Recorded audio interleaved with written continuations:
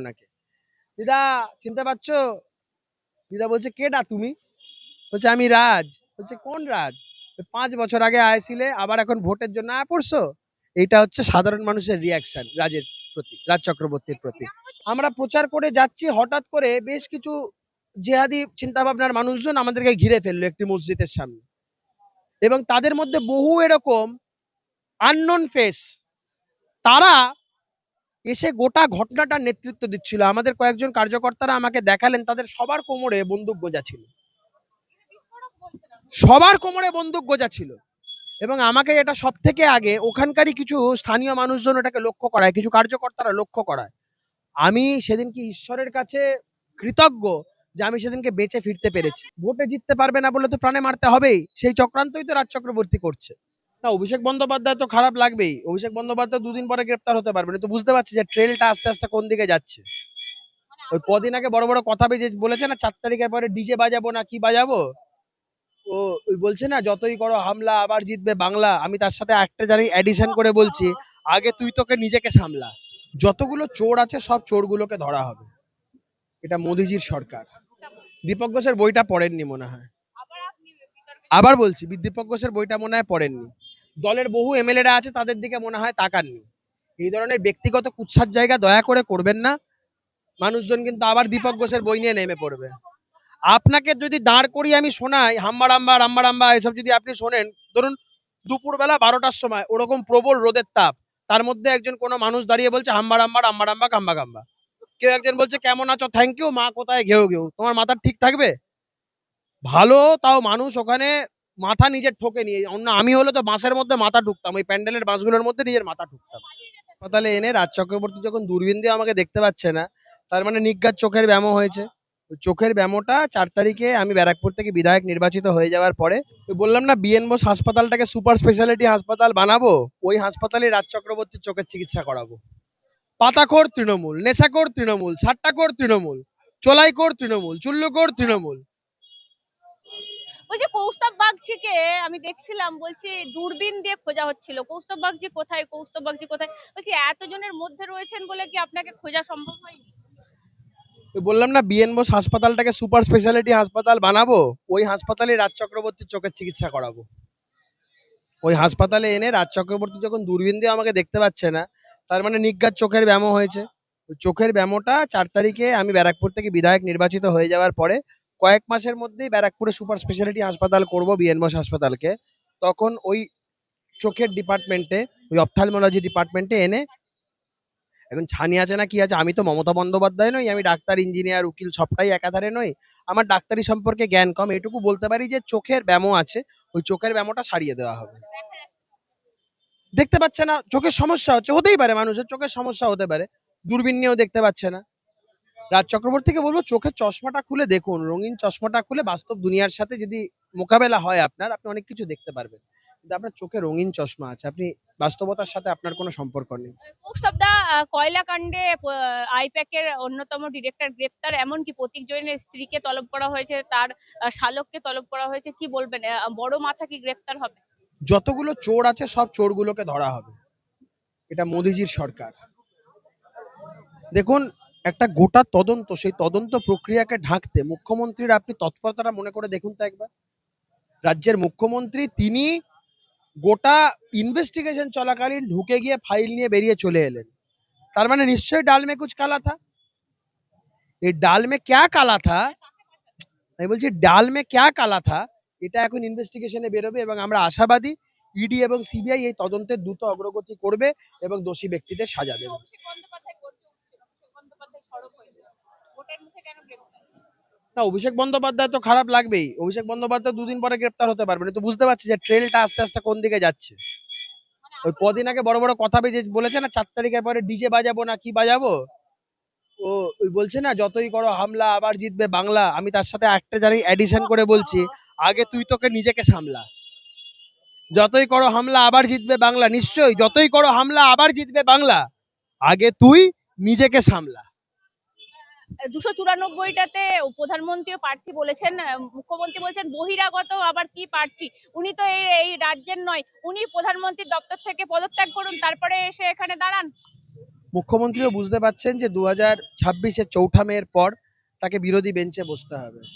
বিরোধী দলের একজন, এখন উনি জিতবেন কিনা সেটা নিয়ে একটা মারাত্মক সন্দেহ আছে। শুভেন্দু অধিকারী যেভাবে ওখানে লড়াই দিচ্ছেন, মমতা বন্দ্যোপাধ্যায় হয়তো শুভেন্দু অধিকারীর কাছে পরপর এটা কনজিকিউটিভ দ্বিতীয়বার হার হবে। তো সেই জায়গায় মমতা বন্দ্যোপাধ্যায়, আমি যদি বলি অপোজিশন নেত্রী হিসাবে বিধানসভার বসার সুযোগ সেটাও হয়তো পাবেন না। তাই মমতা বন্দ্যোপাধ্যায়ের এখন মাথা খারাপ হয়ে গেছে। মমতা বন্দ্যোপাধ্যায় এখন যা খুশি তাই বলতে পারেন। হাত জোর করে বলবো, আপনারা কেউ কিছু মনে করবেন না, ওনার মানসিক অবস্থা ঠিক নেই। কি ব্যাপার, মমতা বন্দ্যোপাধ্যায় সভা ছেড়ে সবাই পালিয়ে যাচ্ছে, মানে এই কবিতার লাইন উনি একটু ভুলে গেছেন, তা বলে সবাই সভা ছেড়ে চলে যাবে? মমতা বন্দ্যোপাধ্যায়ের কবিতা শুনে মানুষ বেশিক্ষণ ঠিক থাকতে পারছে না। এক তো এই প্রবল গরম, তার উপরে যদি মমতা বন্দ্যোপাধ্যায়ের কবিতা কাউকে শুনতে হয়, মানুষের মাথার ঠিক থাকবে? মমতা বন্দ্যোপাধ্যায়ের কবিতা এই গরমের মধ্যে মানুষ যদি দাঁড়িয়ে শোনে, মানুষের মাথার অবস্থা ঠিক থাকবে? আপনাকে যদি দাঁড় করিয়ে আমি শোনাই হাম্বা রাম্বা রাম্বা রাম্বা এসব যদি আপনি শোনেন, ধরুন দুপুরবেলা 12টার সময় ওরকম প্রবল রোদের তাপ, তার মধ্যে একজন কোনো মানুষ দাঁড়িয়ে বলছে হাম্বা রাম্বা রাম্বা রাম্বা কাম্বা কাম্বা, কেউ একজন বলছে কেমন আছো থ্যাংক ইউ, মা কোথায় ঘেউ ঘেউ, তোমার মাথা ঠিক থাকবে? ভালো, তাও মানুষ ওখানে মাথা নিজের ঠোকে নিয়ে, অন্য আমি হলে তো বাঁশের মধ্যে মাথা ঢুকতাম, ওই প্যান্ডেলের বাঁশগুলোর মধ্যে নিজের মাথা ঢুকতাম। মমতা বন্দ্যোপাধ্যায়কেই পালিয়ে যেতে হবে, বাংলার মানুষ পালাবে না, মমতা বন্দ্যোপাধ্যায়কে পালিয়ে যেতে হবে। মমতা বন্দ্যোপাধ্যায়ের থেকে লোক মানে পালিয়ে যাবে বলবেন না, মমতা বন্দ্যোপাধ্যায়ের থেকে মানুষ দূরে সরে যাচ্ছে। এই যে ভবানীপুর বলছিলেন, ভবানীপুরে পোস্টার ছেঁড়া হচ্ছে ফ্যামের। সব জায়গায়, কোথায় হচ্ছে না? আমাদের কার্যকর্তারা রাত্রিবেলায় ফ্ল্যাগ লাগাচ্ছে, ফেস্টুন লাগাচ্ছে, সকালবেলায় সব ফাঁকা হয়ে যাচ্ছে। আতঙ্কের কারণ তো অবশ্যই। আমি সেদিনকে প্রচার করতে এখানে 14 নম্বর ওয়ার্ডে গেছিলাম। আমাদের মন্ডল সভাপতি সন্তোষ সিং মহাশয়, আমাদের পূর্ব মন্ডল সভাপতি ধরমপাল প্রসাদ, আমাদের যুব নেতা বিশাল থেকে শুরু করে সবাই ছিলেন ওখানে, আমাদের দীপু থেকে শুরু করে সবাই এরা ছিলেন। আমরা প্রচার করে যাচ্ছি, হঠাৎ করে বেশ কিছু জেহাদি চিন্তা ভাবনার মানুষজন আমাদেরকে ঘিরে ফেললো একটি মসজিদের সামনে, এবং তাদের মধ্যে বহু এরকম আননোন ফেস, তারা এসে গোটা ঘটনাটার নেতৃত্ব দিচ্ছিল। আমাদের কয়েকজন কার্যকর্তারা আমাকে দেখালেন, তাদের সবার কোমরে বন্দুক গোজা ছিল, সবার কোমরে বন্দুক গোজা ছিল। এবং আমাকে এটা সব থেকে আগে ওখানকারই কিছু স্থানীয় মানুষজন এটাকে লক্ষ্য করায়, কিছু কার্যকর্তারা লক্ষ্য করায়। আমি সেদিনকে ঈশ্বরের কাছে কৃতজ্ঞ যে আমি সেদিনকে বেঁচে ফিরতে পেরেছি। প্রাণে মারা আমাদের বীর কার্যকর্তাদের জন্য আমি সেদিনকে ওখান থেকে প্রাণে ফিরে বেঁচে আসতে পেরেছিলাম। তারপরেই তো আমাদের রাস্তা অবরোধ হওয়া, থানায় বিক্ষোভ হওয়া, এগুলো সবটাই। প্রাণে মারার চক্রান্ত। ভোটে জিততে পারবে না বলে তো প্রাণে মারতে হবেই, সেই চক্রান্তই তো রাজ চক্রবর্তী করছে, সেই চক্রান্তই তো রাজ চক্রবর্তী বারংবার করছে। একটা রাজনৈতিক দল তার প্রচার প্রপাগান্ডা করবে, এর মধ্যে তাদেরকে বাধা দেওয়ার কি দরকার আছে? ওটা বাধা নয়, ওটা ভিড় ভাট্টা করে একটা কেওস তৈরি করে একটা ভিড়ের মধ্যে আসতে করে ওদের প্ল্যান ছিল একটা গুলি চালিয়ে চলে যাবে, যাতে এই বিষয়টা নিয়ে জলঘোলা না হয়। আপনার পাড়ায় যত চোর ছ্যাচোর যত সব তৃণমূল, না, সব তৃণমূল, সব বিজেপি, সব তৃণমূল। বলছে সব বিজেপি।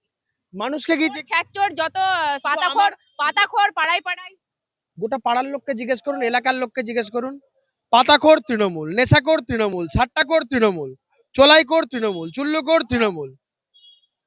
এই তোমার বলছে দুটো বউ বিজেপি। কার? আর সোহমের একটা বউ। দীপক ঘোষের বইটা পড়েননি মনে হয়। আবার বলছি, দীপক ঘোষের বইটা মনে হয় পড়েননি। দলের বহু এমএলএরা আছে, তাদের দিকে মনে হয় তাকাননি। এই ধরনের ব্যক্তিগত কুৎসার জায়গা দয়া করে করবেন না, মানুষজন কিন্তু আবার দীপক ঘোষের বই নিয়ে নেমে পড়বে। আমি বললাম এইসব কথা, যত ব্যক্তিগত কুৎসার যত কথা বলবেন, মানুষ কিন্তু আবার দীপক ঘোষের বই নিয়ে রাস্তায় মিছিল করতে নেমে পড়বে, তখন কিন্তু খুব মুশকিলে পড়বেন। রাজ চক্রবর্তী আপনার অপোজিটে বলছে কত পার্সেন্ট জেতার জন্য কৌস্তব দা আপনি মানে আশ্বস্ত, বা কত পার্সেন্ট? আমাকে হামলা করার আগে অবধি আমি বলে এসেছি 50,000 ভোটে জিতবো। যেদিন থেকে হামলা করলো তারপর থেকে বলছি 70,000 ভোটে জিতবো, এবং জিতবই। এলাকার মানুষের বহু দাবি আছে, যেগুলো 5 বছর ধরে রাজ চক্রবর্তী কিছু করেননি, এলাকার মানুষের সাথে থাকেননি। আমি তো ব্যারাকপুরের ছেলে, আমি তো ব্যারাকপুরের বাসী। রাজ চক্রবর্তী তো এখানে 5টা বছর জিতে যাওয়ার পরে শুধুমাত্র এখানে মাঝে মাঝে এসেছেন ওই হিসাব বুঝে নিতে, বকরার হিসাব বুঝে নিতে, এর বাইরে কিচ্ছু করেননি রাজ চক্রবর্তী। আমি তো বলেছি উনি কি উন্নয়ন করেছেন, হাসপাতালের উন্নয়ন করেছেন, একটা রেজিস্টারটা বার করে দেখুন তো হাসপাতালের। রাস্তাঘাট করে দিয়েছে। বলছি রেজিস্টারটা খুলে দেখুন তো, কোন তৃণমূলের নেতা ওই হাসপাতালে গিয়ে চিকিৎসা করেছে? রাস্তাঘাটের কথা বলছেন, ব্যারাকপুরের মানুষজনকে কি জিজ্ঞাসা করুন, রাস্তা জল নিকাশি নিয়ে মানুষের কি অভিযোগ। ছোট বাচ্চাকে বাঁচিয়েছে নাকি রাতের বেলা? কোথায়? দেখুন, যে মানুষ তার নিজের ঢাক পেটাতে ভালোবাসে তার সম্পর্কে আমি মন্তব্য করতে পছন্দ করি না। মানুষের কাছে জিজ্ঞাসা করুন, রাজ চক্রবর্তী সম্পর্কের মূল্যায়ন করবেন ব্যারাকপুরের মানুষ। একজন বয়স্ক মহিলাকে রাজ চক্রবর্তী ব্যারাকপুরে প্রচারে বেরিয়ে এর নিচে দাঁড়িয়ে আছেন, উনি ফ্ল্যাটের 4 তলা থেকে, উনি রাজ চক্রবর্তী বলছেন ওনাকে, দিদা চিনতে পারছো? দিদা বলছে, কেডা তুমি? বলছে, আমি রাজ। বলছে, কোন রাজ? 5 বছর আগে আইছিলে, আবার এখন ভোটের জন্য আয়া পড়ছো? এইটা হচ্ছে সাধারণ মানুষের রিয়াকশন রাজের প্রতি, রাজ চক্রবর্তীর প্রতি। সিনেমা হচ্ছে নাকি রাজ চক্রবর্তী না এই ব্যারাকপুর, টিটাগড় এই জায়গাগুলোকে কি পেয়েছেন জানেন তো? বিনা পয়সা শুটিং এর সেট। এই কারখানার এই সেটগুলোতে, এই কারখানার প্রেমাইসেস গুলোতে যান, অসম্ভব সুন্দর গঙ্গার ধারের জায়গা, অসাধারণ সুন্দর সুন্দর জায়গা আছে। ওগুলো সব বিনা পয়সায় শুটিং এর সেট ভাড়া, কোনো পয়সা দেয় না, কিন্তু বিনা পয়সায় শুটিং করে যাচ্ছে। আমি একদিন সকালবেলায় চৈতি ছট পূজা, এখানে বিহারি সমাজের মানুষজন আছে তাদের জন্য খুব হয়, চৈতি ছট পূজার সকালবেলায় 5:30-6টার সময় আমি যখন গেলাম ঘাটে, গিয়ে দেখছি রাজ চক্রবর্তীর 3-4খানা ভ্যানিটি ভ্যান দাঁড়িয়ে আছে। ছিল কি না ওখানে আমরা গেছিলাম, সব গিয়ে ভ্যানিটি ভ্যান দাঁড়িয়ে আছে। আমি তখন ওদেরকেই জিজ্ঞাসা করলাম কি ব্যাপার, বলছে এখানেই সব রাখে। আরে তো গ্যারেজে রাখার কথা, তার জন্য ভাড়া দেওয়ার কথা। বলছে বিনা পয়সার গ্যারেজ পেয়ে যায়, অন্য কোথাও রাখে? তো ব্যারাকপুরকে এইভাবেই ব্যবহার করছেন। ব্যারাকপুরের মানুষ এগুলো সবটাই বুঝে গেছেন, ব্যারাকপুরের মানুষের যোগ্য জবাব দেবে। আচ্ছা, ও চৌঠা মেয়ে কৌস্তবদা ব্যারাকপুর বাসীর উদ্দেশ্যে কি বলবেন একবার যদি বলেন? কিছুই না, সার্টিফিকেট নিয়ে আনন্দ উল্লাস পরে হবে, আগে ব্যারাকপুরকে নতুন ভাবে গড়বো। 294টার মধ্যে 1 নম্বর অ্যাসেম্বলি করবো ব্যারাকপুরকে, এটা আমার প্রতিজ্ঞা, এটা আমার অঙ্গীকার। दिमाग में उनके कहीं चार 2-3-4 शब्द आ जाते हैं, ऐसे गुनगुनाते हुए आ जाते हैं। ये अटल जी थे जो एक बार, उनका एक कविता है, जैसे वो एक जगह पे कहते हैं कि कवि उदास है, लिखने की उनकी क्षमता नहीं है, इच्छा नहीं है, फिर भी वो लिखता है, गीत नहीं गाता हूँ, गीत नहीं गाता हूँ, गीत नहीं गाता हूँ, बेनकाब चेहरे हैं, दाग बड़े गहरे हैं। ऐसा एक मायूसी का माहौल था जब वो ऐसे कवि ने लिखा। फिर जब परिस्थिति बदली, मनोस्थिति बदली, तो फिर कवि ने फिर गाया, गीत नया गाता हूँ, गीत नया गाता हूँ, गीत नया गाता हूँ। वो नया गीत आज के दिन में आप लोग गा रहे हैं, और वही नया गीत जो है आने वाले पश्चिम बंगाल को अपना रास्ता दिखाएगा। हम लोग कुछ भी नहीं भूले, जितना हिंसा, जितना अत्याचार हमारे हर एक कार्यकर्ताओं पर हुए हैं, कुछ भी नहीं हम भूले हैं, सब लिखा हुआ है, सब कुछ का हिसाब होगा, बराबर हिसाब होगा। एकदम चिंता में मत रहिए, और सब कुछ का जो हिसाब होगा सूद समेत सबको वापस दे दिया जाएगा। देने के मामले में हम तो बड़े दिलदार, बेझिझक देंगे, आनंद से देंगे वापस। आपको जो करना है, यहाँ की जो जनता है उनको सिर्फ एक चीज करना है, जो 29 तारीख जो है उनको जो है आप 1 नंबर बटन दबा के कमल के फूल में जो है इतनी भारी मतों से भाजपा को इस बार जिताना है, ताकि ममता बनर्जी बंगाल तो क्या इस देश छोड़ के पाकिस्तान या बांग्लादेश भाग जाए। ये आपको करना है। ममता बनर्जी यहाँ पे जितनी फेमस है, उससे ज्यादा फेमस वो पाकिस्तान या बांग्लादेश में है। सब ममता खाला बोलते हैं वहां पर, कोई खाला कहती है, कोई फूफा कहती है, बहुत फेमस हो गई वहां पर। हिंदुओं से तो उनका प्रेम नहीं है, बिल्कुल नहीं है, हिंदुओं को पसंद नहीं करती। ममता बनर्जी खुले मन से कहती है कि हिंदू धर्म तो गंदा धर्म है। ये बोली कि नहीं बोली? ममता बनर्जी को कभी कोई मुसलमानों का कोई जो मंच से कोई कभी बोलने सुने आप कि इस्लाम धर्म जो है गंदा धर्म? नहीं बोलेगी वो। ममता बनर्जी को जो है दुर्गा पूजा के टाइम आप लोग देखेंगे कि कोई मंच पे खड़ा हो जाएंगे ऐसे, और ये जो कपड़ा जो है ना ऐसे हिजाब की तरह बांध के ऐसे कर लेंगे, ऐसे ऐसे ऐसे हो जाएगा। लेकिन ममता बनर्जी को जो है ऐसे देखेंगे आप, दुर्गा पूजा के मंच हो, काली पूजा का मंच हो, ऐसे हो जाएगा। लेकिन कभी भी ममता बनर्जी को जो भगवा जो कपड़ा है ओढ़ के, कभी कोई ईद के मंच पे देखिए आप कोई भगवा कपड़ा ओढ़ के, कोई टीका लगा के ममता बनर्जी को देखे कोई मुसलमानों के कोई प्रोग्राम के कोई मंच में? असल में ममता बनर्जी को जो है हिंदुओं से नफरत है, और बंगाल की जो जनता है, जो हिंदू है, ये बात जितनी अच्छी तरीके से, जितना जल्दी आप लोग जान सके, ये आपके लिए बेहतर है। नहीं तो जो है सब कुछ सामान वामान बांधिए, जो जहां पे रहने वाले नहीं। मेरा कोई समस्या नहीं है, मैं तो आधा बंगाली आधा बिहारी हूं भाई। मेरा ननियाल है, मेरा मम्मी जो है पांडे है, हम चले जाएंगे, हमको कोई दिक्कत नहीं है। इधर पापा के वाले नहीं यहाँ पे रख सकेंगे तो चल जाएंगे मम्मी के वहां, कोई प्रॉब्लम नहीं है, ननियाल है हमारा। आप लोग जो है यहाँ पे बसे बसाए इतना सुंदर जिंदगी यहाँ पे बिता रहे हैं बहुत दिनों से।